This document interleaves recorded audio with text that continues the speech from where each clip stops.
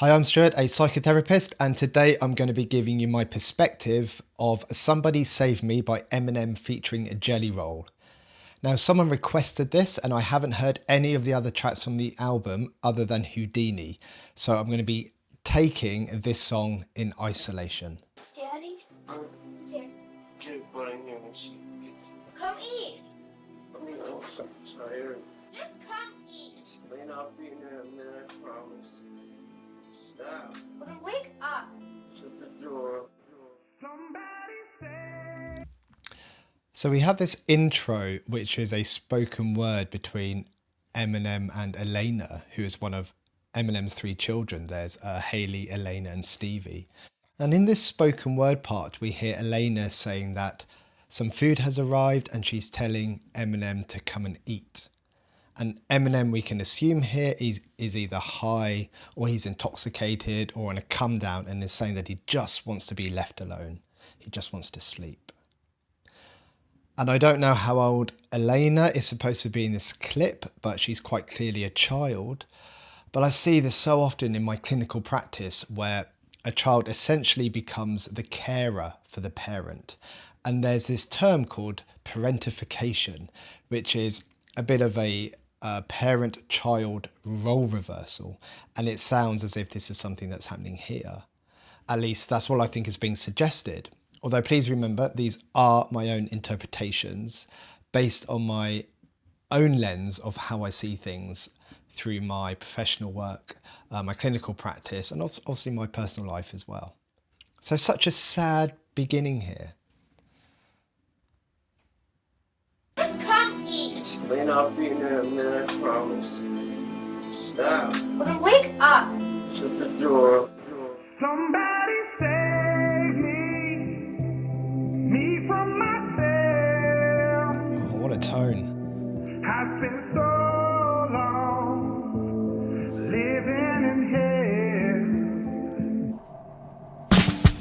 So then we moved into the chorus sung by Jelly Roll, who is saying, "Somebody save me from myself. I have spent so long living in hell."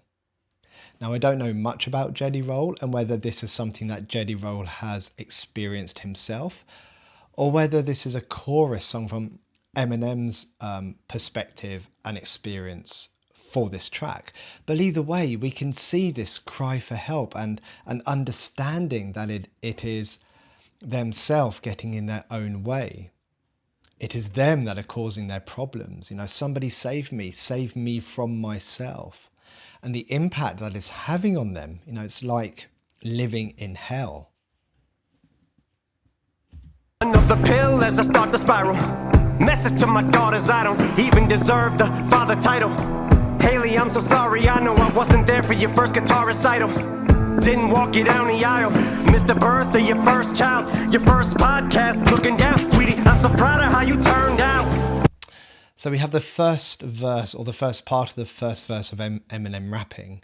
And we can see here that he's talking about the consequences of his drug addiction and the impact this has on his family life, especially with his daughters. So much so that he is saying that he doesn't even deserve the title of father.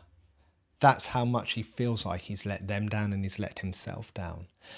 And I think there's a lot of shame there. And I purposely say shame and not guilt. You know, guilt being I'm a good person, but I've done a bad thing. Whereas shame being I've done a bad thing and that makes my global evaluation of myself a bad person. And when I hear this, and when I hear the way Eminem is talking in this verse, this resonates more with me as shame than guilt based on what I've seen in my clinical practice. And he's giving some very specific examples here of things that he has missed out on. You know, a first guitar recital, not walking her down the aisle to get married, the birth of her first child, her first podcast, you know, all very big occasions in one's life that I am sure a daughter would love her father to be part of. And as a father myself, I mean, I get stressed and I feel guilty if I miss a school play that my daughter is in. I can't imagine the impact on Eminem and him missing out on all of these really big things. Sorry that I chose drugs and put them above you. Sorry that I didn't love you enough to give them up how to fuck to. And I love you more than a pill looking up to the ceiling from this floor under will. Somebody say. So despite him not being there, perhaps not being the father that he wanted to be, he is still proud of what she has accomplished. And it's also worth noting here that I work with a lot of adolescents who themselves are addicted to drugs or alcohol because their parents are, or their parents have been. It makes them more easily accessible in the home. There is learnt behaviour as a way to cope, as they aren't really taught any alternatives. And that puts that child in a downward spiral very early on in life. But it looks here, and from what I have briefly read in the past about Eminem's daughters, that I don't think any of them have a problem with addiction. I know Eminem's mum did. I know Eminem did. But it appears that this cycle has been broken, which is really, really good to see. And Eminem here is saying, I'm sorry I chose the drugs above you.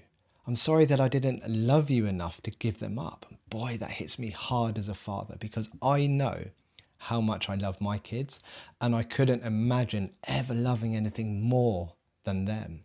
But this goes to show how strong addiction can be, the impact it can have at the time, and how it affects your motivation to do things, how it affects your decision making, how it affects you working out what's really important in life to you. And just imagine getting clean and reflecting back on how you were toward people that you love, and then trying to repair those relationships. And even if those people show some understanding and show some forgiveness, trying to repair your own relationship with yourself and those self-critical thoughts and those judgments that will be coming up for you, that's damn hard.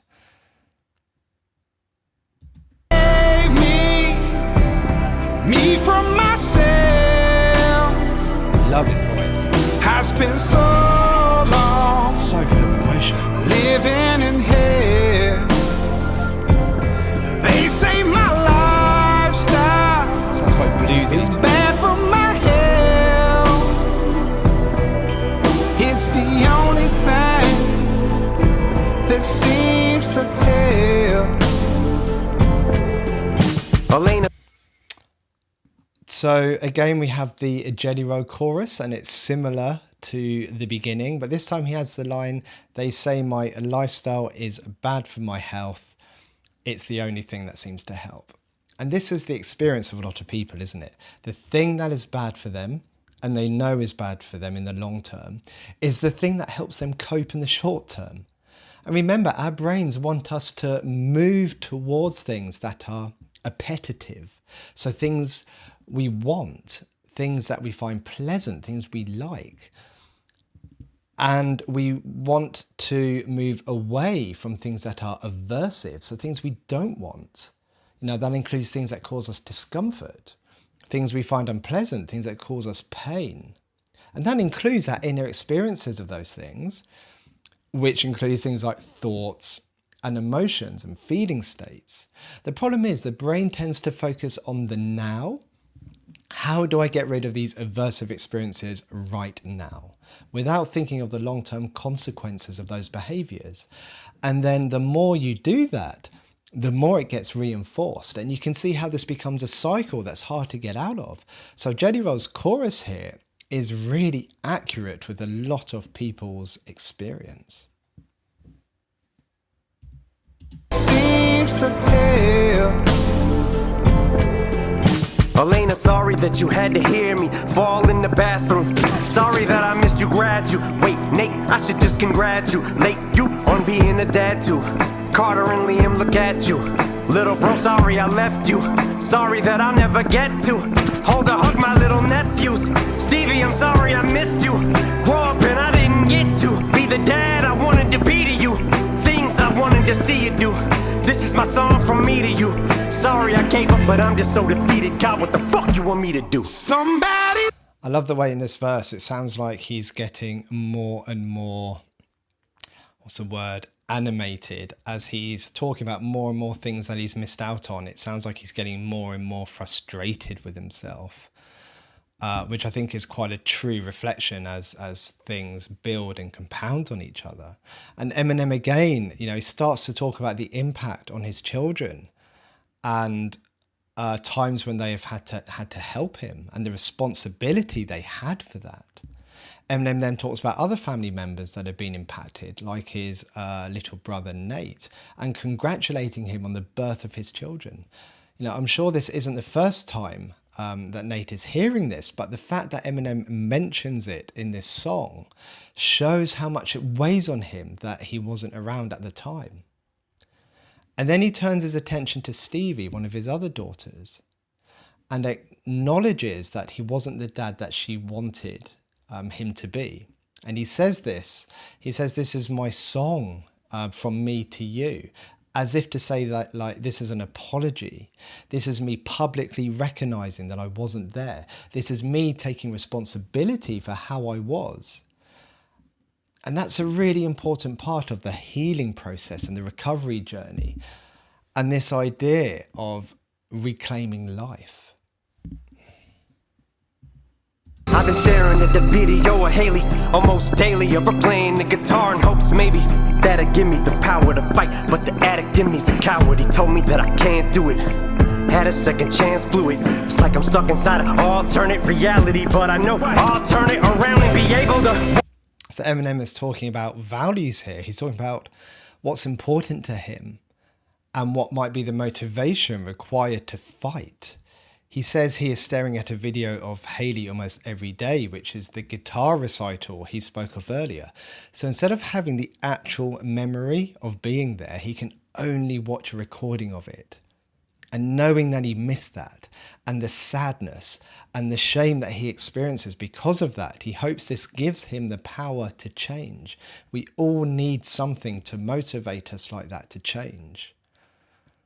Without that, it's so difficult. And this is why when I'm working with people, we always focus on the why, the values, the what's important, the meaning. It's so difficult without that. And this is why we have emotions. They send us a message to guide our actions. The feeling of sadness for missing a guitar recital is an indication that guitar recitals by your daughter are important and shouldn't be missed. This is why we need to have that skill of being able to understand our emotions, being able to label our emotions, being able to identify the context that they're happening in order for us to understand what they're trying to tell us in terms of our behavior. But the addict in me is a coward, Eminem says. He told me I can't do this. And it's that voice, isn't it? That angel and devil on the shoulder. One side going, take the substances. It will take all the pain away. And the other side going, you know what happens when you take substances? You miss out on all of the things that are truly meaningful to you. And one of these sides is going to win. And in my experience, most likely it's the side that is going to take you away from something aversive in that moment. So you need to be able to not give into that. You need to have a really strong motivating factor. And it really helps if you have someone there that you can open up to and say, I'm having these thoughts, that you can rely on, that they can support you and help guide your behavior. And he talks of his relapse. He says he had a second chance. You know, he says he got sober and he blew it, which is a really interesting phrase. He blew it. That's a very self-critical way to consider that. I hope that he could find some self-compassion for himself in there of just how far he had come, even acknowledging that there was a problem and taking some steps to help himself. And then he had a slip up, but that doesn't mean it's over. He had worked so hard to get to where he had done, and that shouldn't be dismissed. Self-compassion is so important here, because if someone's coping strategy for unpleasant thoughts and emotions is substances, then it's easy to see how that cycle can start up again in a situation like that. It's like I'm stuck inside an alternate reality, but I know I'll turn it around and be able to walk her and Laney one day to the altar as proud as can be. Right now I'm just weak as I fall further down in this deep hole and farther in the ground that I sink. As they lower me in my coffin, I feel the tears all falling down on my cheek. I'm alone. So this verse ends with him saying it's like he's stuck in an alternate reality. And to me, this means that there is this reality where his daughters are living their lives and doing all of these meaningful things. And this is the reality that Eminem wants to be part of, but he isn't. So it's like he's actually in an alternate reality, whilst he's addicted to substances, whilst he isn't really part and present of these other important people's lives. He's kind of there, but he's not there. He's not really taking part. He can't truly be present. And he wants to be there for those important times. He wants to be walking Haley and Elena down the aisle, feeling proud. But he describes just how bad it is not being able to, not being part of that. He's falling further down into a hole. It's that cycle again. The further down the hole you fall, the more you want to use the substances to cope with it because it's so painful. But then that makes everything worse for you. And so the lower down that hole you go. And he says he's getting so low into the ground, it's like lowering a coffin. It's literally like ending the world for him. He is dying because of it. And I feel the tears all falling down on my cheek. I'm alone. Oh, good old Jelly Roll. Baby, don't waste your time on me. I'm so damaged beyond repair. Life is shattered, my hopes and my dreams. And again, we have a different variation of the chorus for the outro, with Jelly Roll suggesting that he can't be helped. This pattern and this cycle just keeps repeating so much that the way he has been living has shattered his hopes and dreams, that the impact it has had on his life, because he can't get that back. Because he can't get it back, he's a lost cause. There's just no point in trying to help him. And you can feel the pain behind those words, can't you? The way they've added that, I don't know what it's called, but that effect on his voice, it makes it sound like it's in the background and it's fading away. It's not quite present. Well, it is present because you can hear it, but it's not at the forefront of the song. It's like it's just drifting slightly behind everything that's going on. Probably similar to how Eminem feels in this song about his life. Now, like I said, I haven't heard much of this album. This is only the second track that I've listened to, and I only listened to this one because someone requested it.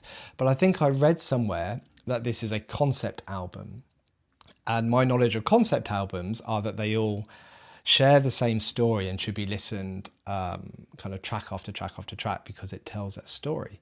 So I'm not sure how this has worked out, taking this song in isolation. I'm not sure where this fits in with everything else and my comments. I mean, obviously Eminem did get sober. He didn't end up in this continuous cycle, as far as I'm aware. So I don't think this song is a complete and accurate representation of the outcome, but I'm pretty sure it's a good representation of how he feels or how he felt. If you want me to check out the rest of the album in this style, then let me know. Obviously, I've done this one a bit differently. I haven't done this one as a straight through reaction. I've stopped it a fair bit.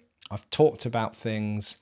Hopefully more from a psychotherapy perspective. I know when I did my Houdini reaction, a lot of people commented, what was the point of that as a psychotherapist? Because you didn't say anything that relates to mental health at all. It was just you reacting to the video. And that's completely understandable. I get that. So maybe we'll switch things up a bit and I will talk more about things from a mental health and psychotherapy perspective. Let me know if you think that's a good idea or not. That's it for me. That's it for this track. Take care, everyone. Goodbye.